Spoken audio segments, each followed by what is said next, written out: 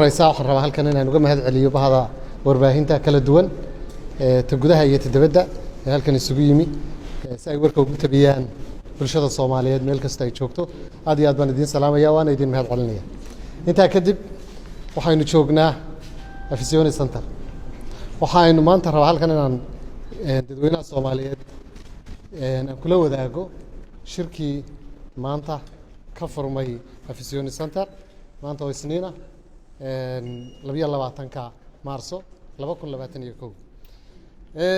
shirka oo u dhaxeeyay madaxda dawladda federaalka oo ugu horeeyay madaxweynaha jamhuuriyadda ra'iisul wasaaraha iyo madaxweynayaasha dawladaha xubnaha ka ah dawladda federaalka iyo gobolka Banaadir oo maanta halkan ku kulmay waxa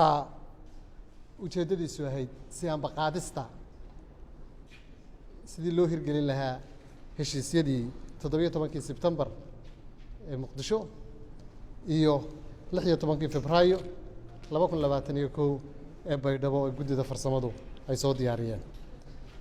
waxa ka soo qayb galay dhammaan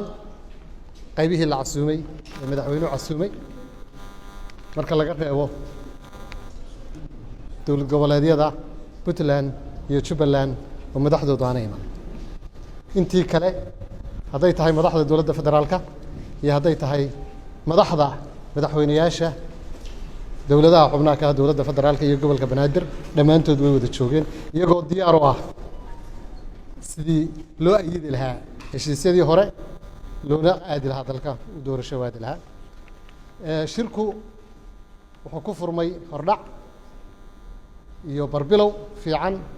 madaxdu waxay bilaabeen 9 subaxnimo hadda ayuu soo dhamaaday waxana lagaga hadlayay waxaan la yiraahdaa ice break in marka hore la isqalbi xaadho oo la wada hadlo oo si loo gundadago ajandaha oo ah ayidida heshiisyadii 17 Sebtembar iyo 16 Febraayo shirku wuu sii socon doonaa wuu furmay maanta waa just only waa furitaan wuu sii socon doonaa waxaanu ugu baaqaynaa oo aan madaxda ka maqan shirka aan maanta imanin inay ka soo qayb gali doonaan insha Allah taala haddii la ka dhigo berito si shirku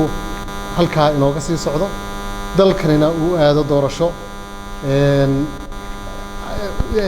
arrimihii inaga qabyada ahaana ay inoo dhamaystirmaan qof walibana state-kiisa aado si uu kursigiisii